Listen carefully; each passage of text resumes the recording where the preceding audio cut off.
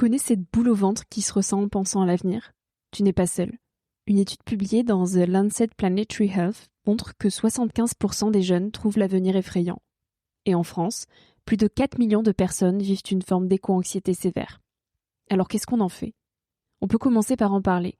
Balance ton flip, c'est un programme conçu par Make Sense et On est prêt pour créer des espaces où cette angoisse devient un point de départ. Des cercles de parole, des temps de méditation, des rencontres où on peut déposer ses émotions, créer du lien et se remettre en mouvement. Les groupes sont gratuits, en ligne ou en présentiel, et 2 fois par mois. Toutes les infos sont dans la description.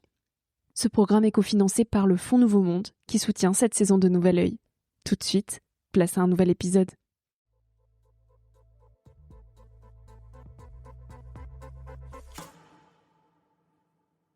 On a un peu perdu de vue l'accès au cœur, l'accès à la tendresse, l'accès au respect du vivant. Mais en fait, les deux, ils sont pas du tout opposés. C'est juste que du point de vue hiérarchique, c'est le cœur qui doit commander à la tête et pas l'inverse.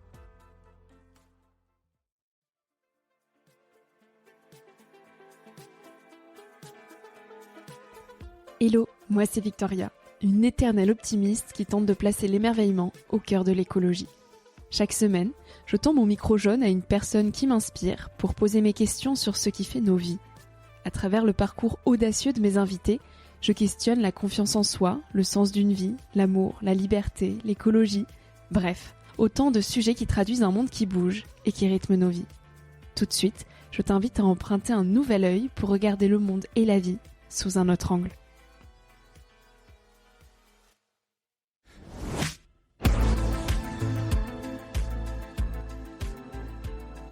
Immanquablement, tous les matins, il réalise ce même geste.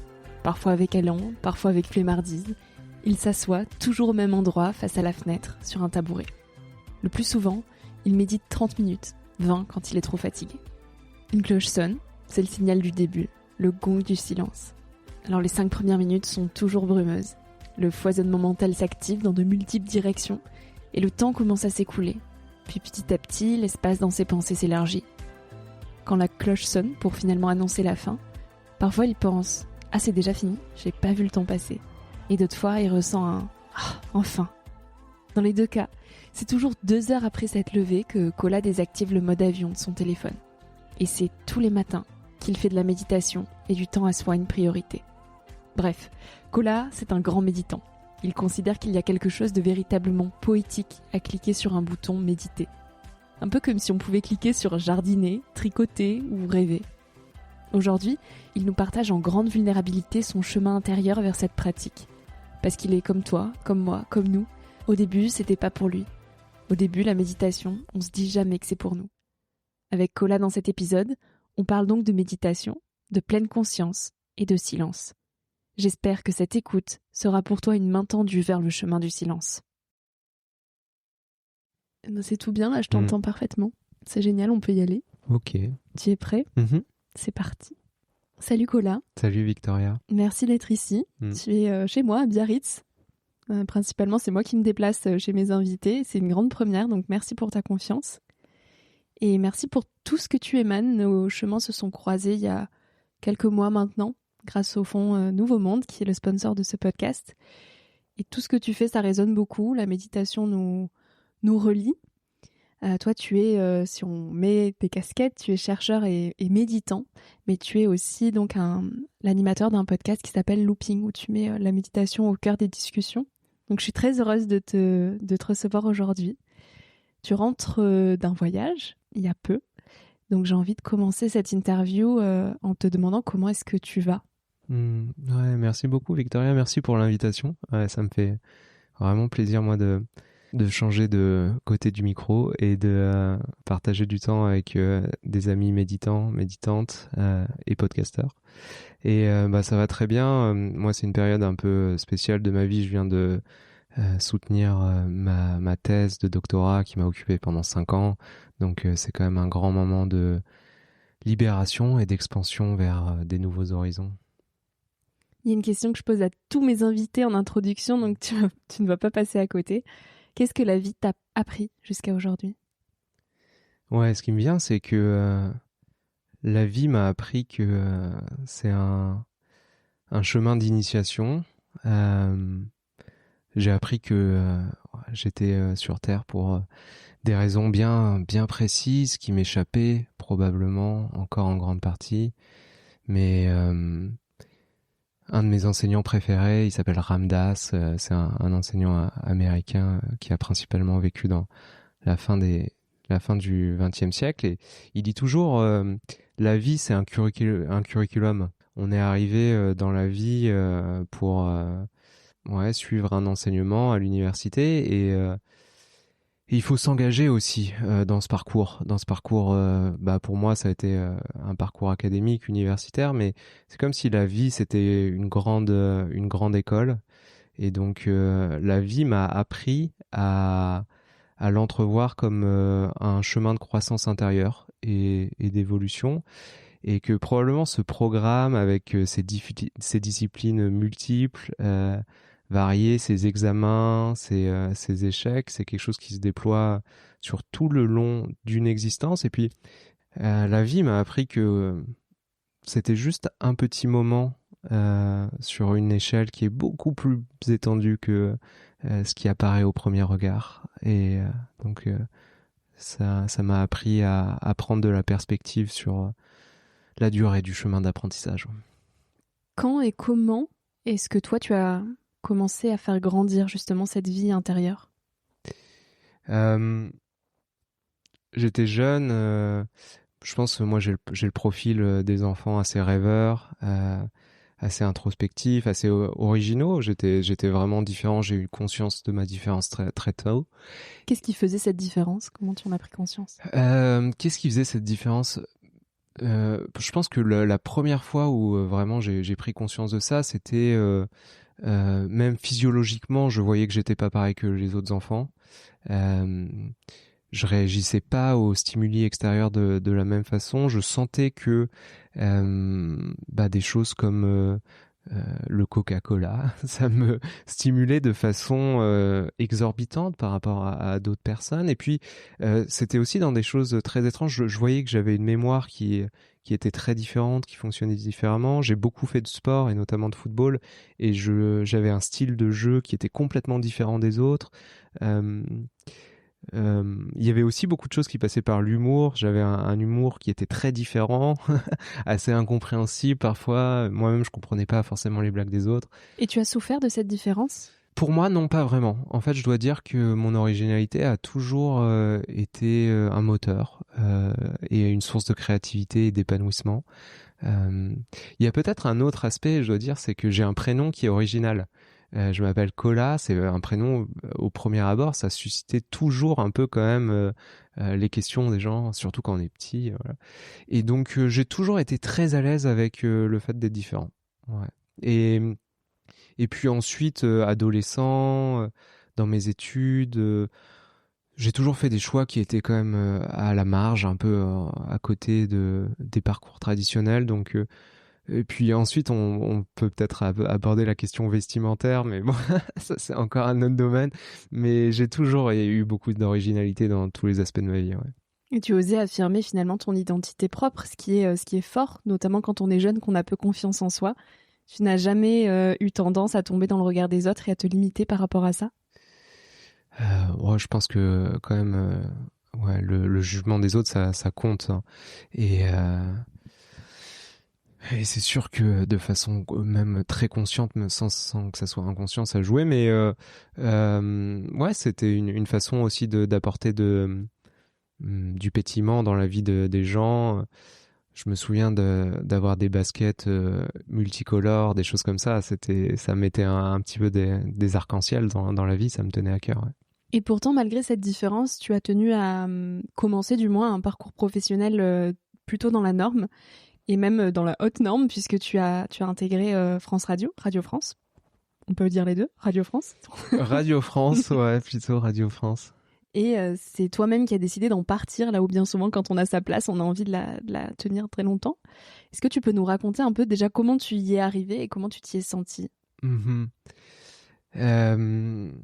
Ouais, je suis arrivé à Radio France en tant que stagiaire, avec cette technique imparable d'envoyer un mail à la cantonade et d'espérer avoir un retour.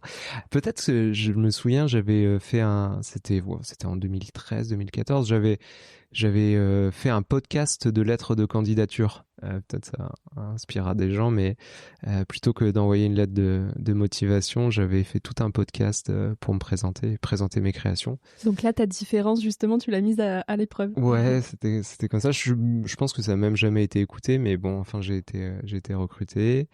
Et oui, effectivement, bah, c'est un endroit très prestigieux, très normé, avec quand même un certain nombre de personnes assez extraordinaires, hein. Je me souviens à l'époque, il y avait aussi cette génération un peu de producteurs de radio qui a un petit peu disparu maintenant, mais les vieux de la vieille, je me souviens peut-être ça évoquera des choses à certaines personnes, mais de Jean-Claude Amezen qui faisait Sur les épaules de Darwin, et puis franchement, c'était parfois, on rencontrait des dinosaures, et puis même à France Culture, il y avait ces producteurs qui faisaient les émissions de la nuit, et qui étaient tous un peu mystérieux, avec des styles incroyables. Et donc, ouais, il y avait cette faune un peu quand même à Radio France, à la fois de gens qui étaient très insérés et puis de marginaux. Et ça, c'est vrai que c'était beau à Radio France d'avoir ce mélange, ouais. Et toi, tu y faisais quoi précisément ? Alors moi, j'étais responsable de la vidéo dans le pôle numérique de France Inter.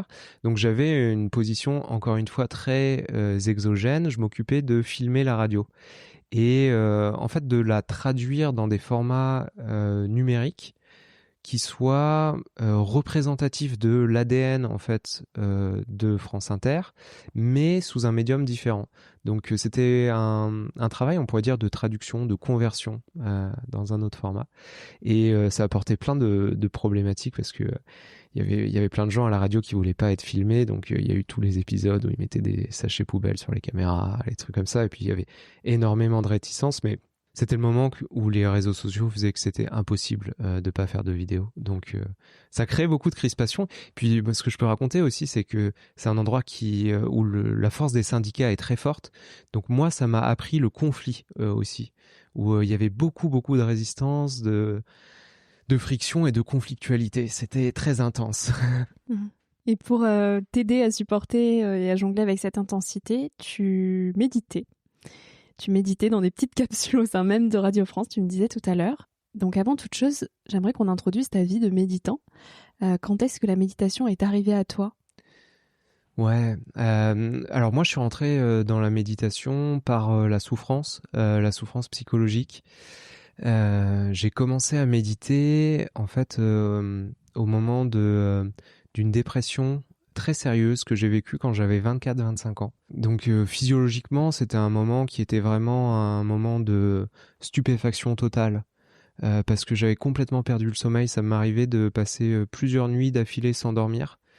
J'ai à ce moment-là été confronté au phénomène de rumination d'un mental qui tourne en boucle sur lui-même. À ce moment-là de ma vie, je vivais aux États-Unis. Ça faisait plusieurs années en fait que je vivais aux États-Unis et j'avais formé le projet de m'installer durablement aux États-Unis, littéralement de devenir américain. J'habitais en Californie, c'était vraiment une période dorée de ma vie. Tu étais à San Francisco et tu travaillais dans un cabinet de conseil en stratégie numérique, c'est ça ? Alors ça, c'était la première année et ensuite en fait. J'étais à Berkeley, à l'université de Berkeley, et j'enseignais en fait la philosophie numérique à l'université et je faisais un doctorat en fait. J'étais au début d'un premier doctorat que j'ai en fait pas achevé, notamment à cause de cette dépression. Et donc j'étais confronté au fait que j'ai dû quitter les États-Unis parce que j'avais pas de visa et ça m'a plongé dans une immense détresse psychologique. Et donc, c'était vraiment la période la plus noire de ma vie. J'étais dans une grande douleur. Et à ce moment-là, un jour, j'ai tapé sur Google comment arrêter de penser. Parce que c'était très douloureux. Et puis aussi, c'était en 2015, c'était une période où il y avait quand même moins d'informations sur la souffrance psychologique, peut-être sur la dépression aussi d'ailleurs. Et donc Google m'a répondu que une des façons d'arrêter de penser, en tout cas d'apprendre à mieux penser, c'était d'apprendre à méditer. Et puis de fil en aiguille, en fait, je me suis retrouvé dans une retraite de méditation Vipassana. Donc c'était quelques mois après, début 2016, mars 2016. C'était vraiment très particulier parce que j'étais très affaibli psychologiquement, physiologiquement. J'étais dans un état un peu de décrépitude quand même, et se retrouver dans une retraite de 10 jours en silence, c'était un qui tout double, on pourrait dire. Et tu n'avais jamais médité Et à j'avais ce moment-là? jamais médité. Waouh. Ouais, je me souviens, je me retrouvais dans le bus. Souvent, les centres de méditation, ils sont assez loin quand même, un peu dans la nature, et je me disais, waouh, ça c'est un coup de poker. Mais comme un certain nombre de personnes, je crois que la souffrance est telle que on a envie, l'impulsion d'aller chercher des recours qui sont peut-être un peu radicaux et extrêmes, mais ils sont en fait en proportion de la souffrance. Donc voilà, je me suis dit, je vais essayer, et puis il y avait une voix en moi qui m'a poussé à le faire. Et comment est-ce que tu as vécu cette retraite alors? Je suis curieuse parce qu'on a tous les deux vécu ça. Je suis Ouais. curieuse d'avoir ton retour d'expérience. Bah, c'était très particulier parce que comme j'avais peu de discipline, j'avais peu de volonté intérieure, j'ai pas médité énormément. Donc c'est une retraite où il y a 10-11 heures de méditation par jour. Moi, je pense que j'en ai fait 4-5 heures par jour. Et donc j'étais quand même un petit peu en mode survie, mais il s'est passé des choses quand même fascinantes. Je pense que la première, c'est que le jour du début de la retraite, quand on assigne une place sur le coussin et qu'on se retrouve face au coussin, pour moi, ça a été ma libération. Ça a été le moment où je me suis rendu compte que c'était chez moi et que je revenais à quelque chose de familier. Je me souviens d'avoir cette sensation de familiarité très étrange, d'arriver face à mon petit coussin, bon, ça fait 1 mètre sur 1 mètre, et de me dire, ah, c'est chez moi. Comment ça se fait que ça soit chez moi? Parce que j'ai jamais fait ça dans ma vie. Je me suis jamais assis dans un centre de méditation, et c'était vraiment chez moi. J'ai eu une réminiscence de vie passée où je me suis rendu compte que j'avais en fait déjà beaucoup médité dans mes vies passées. Et puis ensuite, l'autre expérience sensationnelle, ça a été de renouer avec le plaisir, avec la joie. Et puis au bout du 5e, 6e jour, de sentir que j'avais à nouveau cette sensation très neurochimique de ressentir de la dopamine, de ressentir la joie, de pouvoir m'émerveiller à nouveau. Une sensation qui m'avait complètement quitté depuis peut-être 6 mois, et là de revenir, d'être ébahi par le fait qu'on puisse guérir, quoi. Et c'était très beau. Et depuis cette expérience, tu médites tous les matins. Qu'est-ce que ça te permet, la méditation, finalement? Ouais, alors moi j'ai continué à pratiquer dans cette tradition de la Vipassana. Ça fait maintenant une dizaine d'années. Je pense qu'au début, ça m'a apporté beaucoup de fondation dans ma vie, d'avoir une meilleure faculté à gérer mes émotions, évidemment à mieux me concentrer, à être plus à l'aise dans mes relations sociales. Mais ce que je dois dire surtout, c'est que ça a complètement changé ma vie. Il y a eu un niveau très superficiel où effectivement la vie paraissait plus douce, mais il y a eu un niveau plus mystique où la vie s'est accélérée comme dans Star Wars, comme quand on passe à la vitesse de la lumière avec le Faucon Millenium. Il entre dans une autre vitesse de la vie. Et donc ça a tout changé dans ma vie. Ce que je raconte souvent, c'est que ça a tout changé. Ça a changé l'endroit où je vivais. J'ai quitté Paris. Ça a changé mes relations sociales. Il y a beaucoup de relations sociales qui se sont arrêtées et d'autres qui ont émergé. Ça a changé mon alimentation. Ça a changé le sens que je donne à ma vie aussi. Je pense que au bout d'un moment, la méditation m'a appris que j'étais là pour ma propre guérison et aussi pour servir les autres. Et donc la dimension altruiste de mon existence s'est développée énormément. Et puis plutôt que de vivre pour la réalisation de mon plaisir personnel, ça a été aussi d'apporter plus de lumière dans le monde. Donc ça a tout changé. Voilà, c'est ça que je dis souvent. Ouais.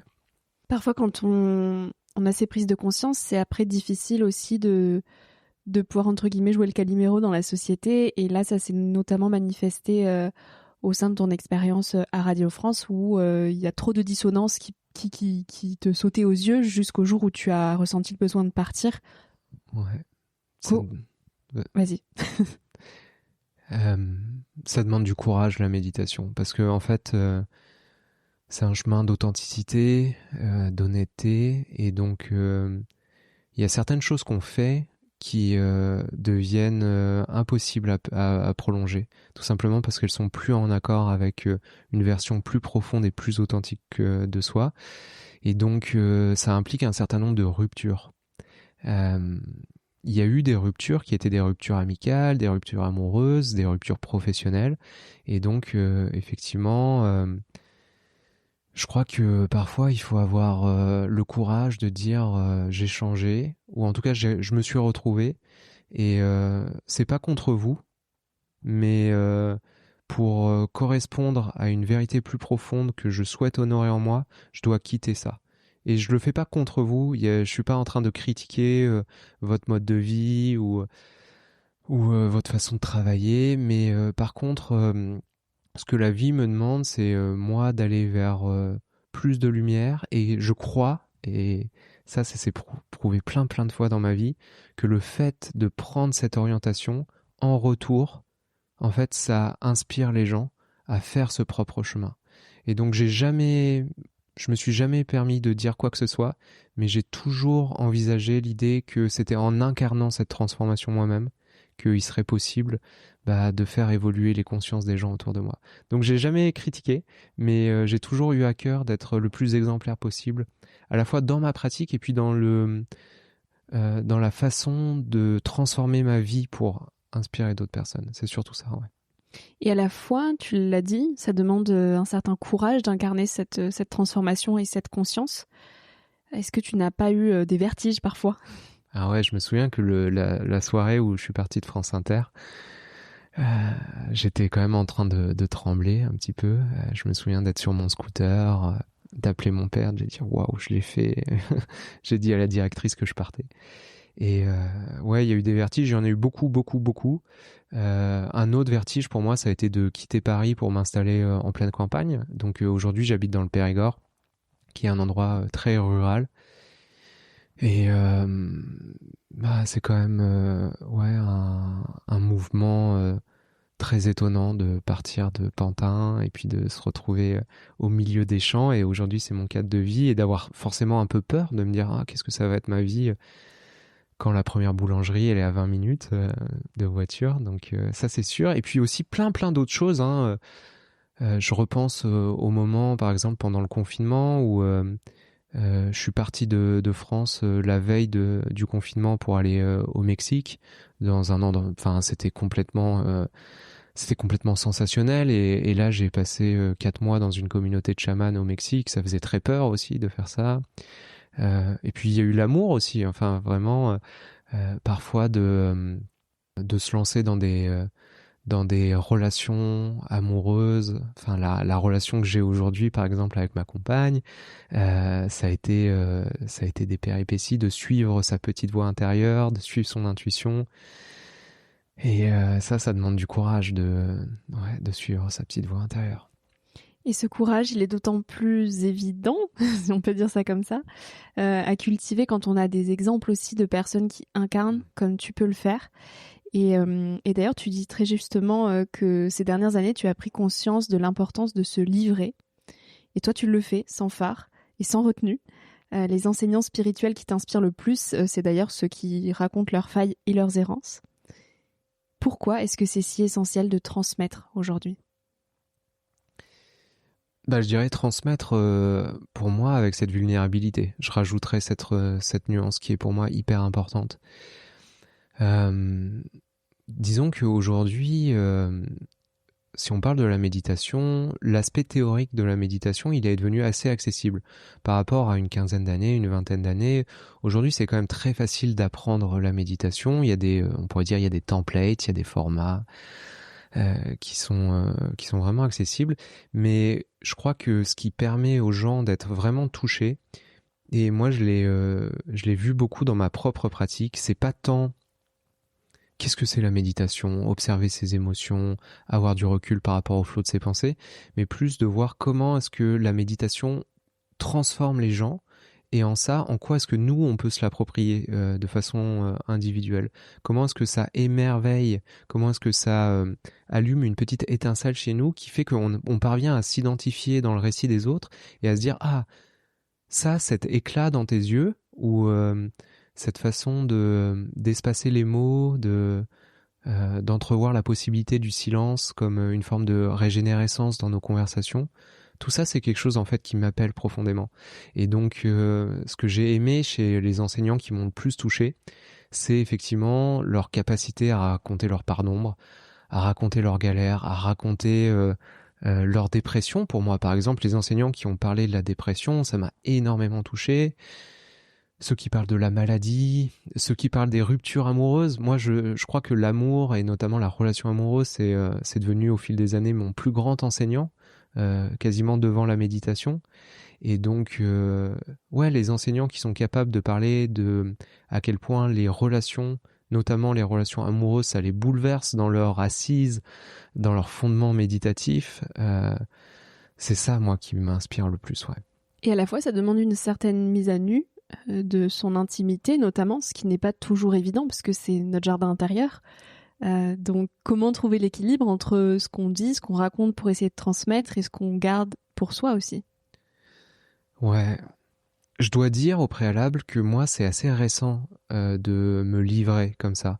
Ça a été un chemin qui, effectivement, au début, c'était très dur de se livrer. J'avais besoin de protection. J'avais besoin ouais, j'avais besoin de pas pouvoir me donner autant. Et en fait, le fait de se livrer, c'est un grand gouffre, effectivement, ça fait très peur. Et toi, tu le fais très souvent aussi, donc tu vois très bien de quoi je parle.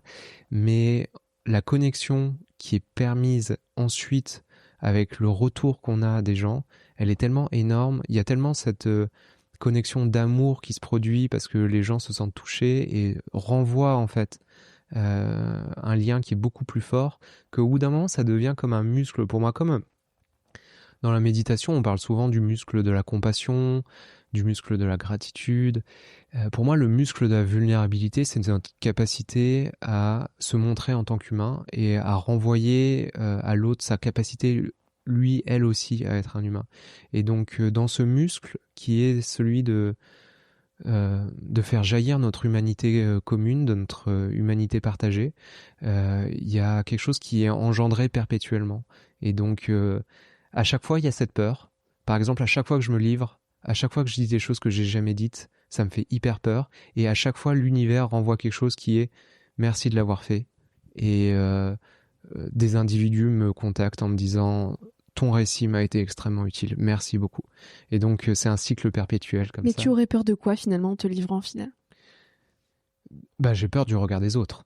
Par exemple, ce que je fais, c'est que j'envoie assez régulièrement une newsletter où je parle souvent de situations assez difficiles et puis de choses qui touchent éventuellement mes proches. Et je sais que en l'envoyant, j'ai certaines personnes où je me dis ah, elles, quand elles vont lire, elles vont penser ça, elles vont et parfois ça me manque pas. En fait, elles m'écrivent en me disant cet aspect quand même. Et en fait, c'est vraiment un cadeau quand elle dit ça, parce que je me dis, c'est comme un marqueur positif, en me disant, ah, ça a servi à quelque chose. Peut-être ça les a titillés un petit peu, mais ça veut dire que pour une personne que ça a embêté, il y en a 10 qui ont dit, ah, merci d'avoir dit un truc que j'ai jamais pu dire, quoi. Et donc, ouais, je sens que dans des situations très concrètes, ça fait peur, mais qu'en même temps, il faut continuer à le faire. Et merci de le faire, parce que ça aide à vivre dans le monde d'aujourd'hui. Et il y a une question assez épineuse que, là pour le coup, j'ai vraiment écrite parce que je tiens à te la poser. Qu'est-ce que ça représente pour toi de vivre dans le monde d'aujourd'hui?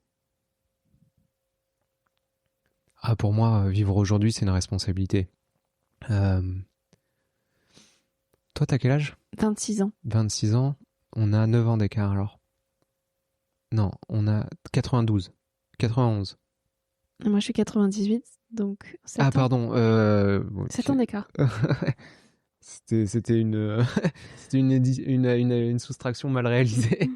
Je couperai pas au montage. Ouais, je comprends, c'est normal. C'est ma vulnérabilité mathématique. La mise à nu. Mais je crois que les gens qui vivent aujourd'hui avec ce degré de conscience, ils ont cette responsabilité de vivre une époque qui est tout à fait singulière, par ailleurs qui est décrite dans énormément de traditions. Moi, les traditions que je connais le mieux, c'est les traditions bouddhistes et chamaniques, mais ce moment qu'on est en train de vivre, on peut l'appeler un peu prophétique, il a été décrit dans plein de traditions. Et donc, je crois que avoir eu accès à autant d'enseignements, aussi jeunes dans nos vies, ça implique qu'on va avoir une responsabilité très très forte à incarner ces enseignements spirituels de façon très matérielle, très politique, très concret. Et donc, pour moi, vivre aujourd'hui, ça implique de faire tout ce qui est en mon possible pour apporter de la conscience, apporter des outils de transformation aux gens.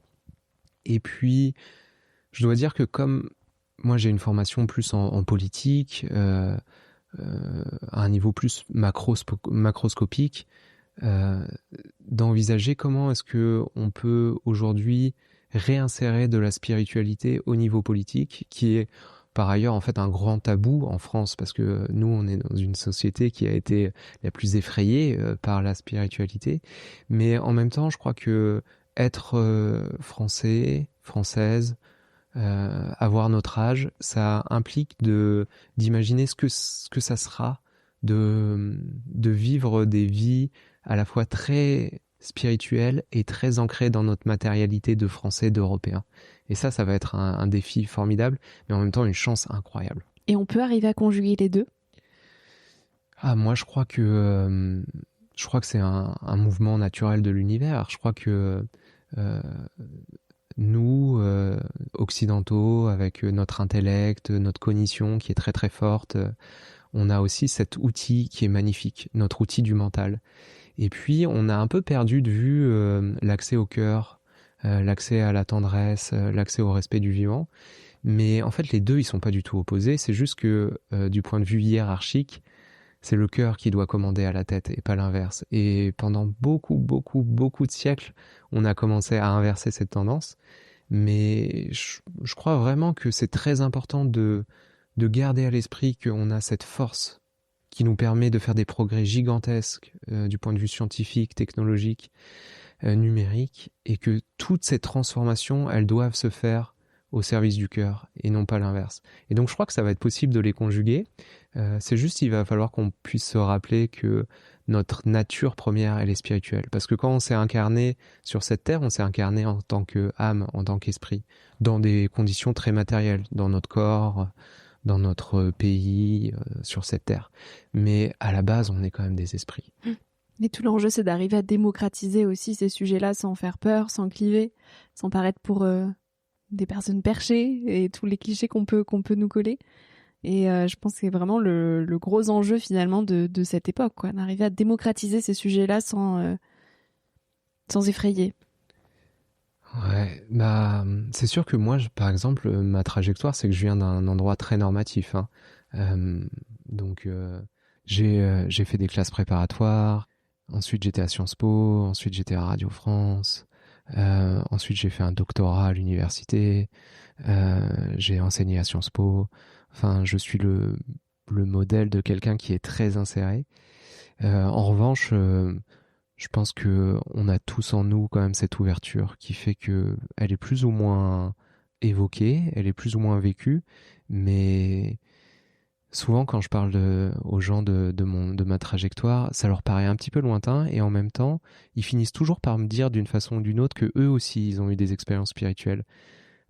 Ça peut être au contact d'une personne qui est décédée. C'est des personnes qui parfois font des jeûnes ou font le chemin de Saint-Jacques-de-Compostelle. Et en fait, ils ont pas ils l'appellent pas forcément spirituel. Pour eux, c'est comme un gros mot de dire spirituel, mais ils l'ont vécu tout de même. Ils l'ont vécu tout de même, quoi. Et donc, je pense que ça fait un petit peu peur. Et aussi, il faut dire évidemment qu'il y a un nombre de dérives incalculables, donc à raison. Mais petit à petit, en fait, on va se rendre compte que c'est moins exotique que ça. Et que nous, en tant que Français, on se dit un peu, bon, bah, non, mais moi, je suis pas spirituel. Mais en fait, on est hyper spirituels, nous les Français. Même dans notre histoire, on est très spirituel. Il y a énormément de lieux extrêmement spirituels en France. On l'a un petit peu oublié, mais je pense qu'on est un des peuples avec une spiritualité très particulière et très belle, et qu'on va renouer avec ça. Ouais. Colin, on arrive aux questions de la fin. Mmh. Est-ce que tu te sens à ta place aujourd'hui ? Ah ouais, bah complètement. Ouais, j'ai ma place à la fois, je pense, dans la société, aussi dans ma communauté. Je crois que ce qui a été très important pour moi, pour avoir ma place, c'était d'offrir des espaces de reliance, des espaces de travail intérieur. Ça fait plusieurs années maintenant que j'organise des retraites de méditation, que j'organise des cercles d'hommes, que de manière générale, j'organise des façons pour la communauté d'accéder à des espaces de conscience. Et pour moi, c'est ça qui m'a permis de trouver ma place. Et puis, j'ai aussi ma place en tant qu'homme, en tant que compagnon, d'incarner aussi le masculin par rapport au féminin sacré, et d'avoir cette place aussi dans l'équilibre entre ces différentes polarités. Donc, ouais, je me sens à ma place. Ouais. Elle ressemble à quoi une journée de Colin ? Alors, je me réveille très tôt. Je me réveille généralement entre 5h et 6h. Enfin, je sais pas si c'est très tôt, mais pour moi, c'est tôt. Avec un réveil, il me semble. Sans réveil. Sans réveil. Je médite le matin, souvent 40 minutes le matin. Ensuite, je travaille jusqu'à midi. À midi, je médite à nouveau pendant 20 minutes. Je déjeune, je fais une sieste, je remédite. Et ensuite, je travaille. Je dois dire aussi que j'ai un travail qui est un travail très intellectuel, mais je passe beaucoup de temps à écrire de façon manuscrite. Et donc, une des vigilances dans ma vie, c'est de passer le moins de temps possible sur les écrans. Donc, j'organise un peu toute ma journée pour réduire au maximum le temps d'écran. Et en fait, le soir, ce que je fais, c'est que je fais surtout des corrections. J'écris, je corrige, je suis avec mon stylo rouge, voilà. Et puis ensuite, le soir, je chante souvent. Le soir, je passe des heures à chanter pour éviter de passer trop de temps à regarder des séries. Ça m'arrive aussi de regarder des séries, mais souvent, j'habite à la campagne, donc je m'assois dehors sur ma terrasse et je regarde les étoiles et je chante dehors. C'est ça qui m'occupe le plus. Ouais. Et tu te couches tôt ? Et je me couche à 22h. Qu'est-ce que le mot émerveillement t'inspire ? Pour moi, l'émerveillement, c'est quand je vois des gens qui se guérissent. J'ai tellement vu, j'ai eu ce privilège, je dois dire, là, en parlant avec toi, je me rends compte un peu, mais j'ai eu le privilège de voir tellement de gens qui se sont guéris autour de moi. À la fois des gens très proches, hein, je dois dire, même dans ma famille, dans mes amis, et puis aussi des parfaits inconnus. J'ai fait des retraites de plantes psychédéliques, j'ai fait des retraites de méditation, et entre le jour 1 et le jour 10, de voir à quel point, en fait, nous, en tant qu'humains, on a une capacité à aller vers une meilleure partie de nous-mêmes, c'est quelque chose qui m'émeut profondément et qui m'émerveille. Et de voir même comment est-ce que les traits du visage peuvent changer, comment la clarté du regard se modifie, comment est-ce que le timbre de la voix évolue, comment la posture change. Pour moi, c'est le plus grand émerveillement, c'est de voir qu'on peut se guérir. Mais on se guérit de quoi finalement ? On se guérit de notre karma.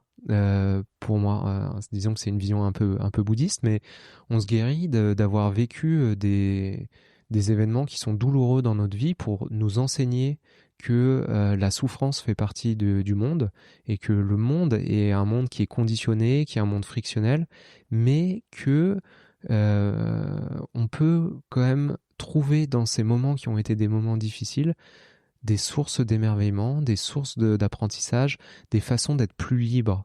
Et donc, pour moi, on se guérit de quoi ? On se guérit des choses qui nous semblent être de la souffrance, alors qu'en fait, c'est de la grâce, c'est des enseignants. Et tu me fais une transition parfaite, c'est quoi pour toi la liberté ?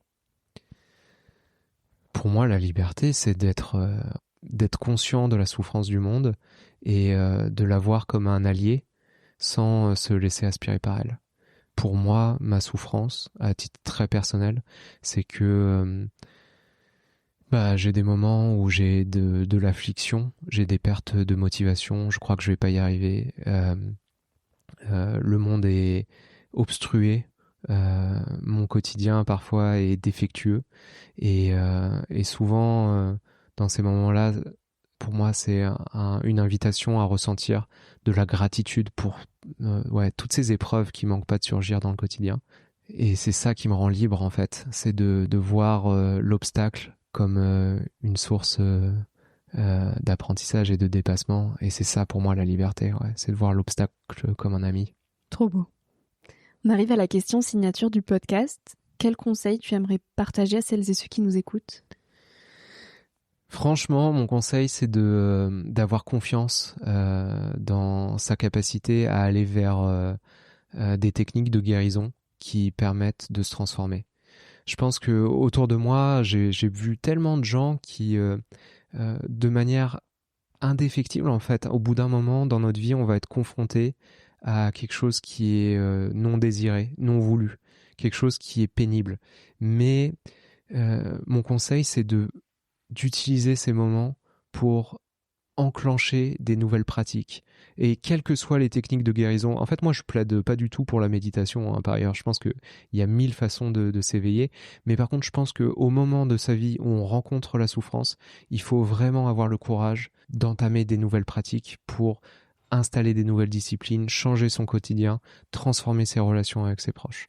Et donc mon conseil ce serait vraiment à ce moment-là d'écouter sa petite voix qui dit tu mérites une vie qui est plus épanouie, tu mérites une vie qui soit plus sensible, qui soit plus joyeuse, et elle est juste de l'autre côté du pas de la porte en fait.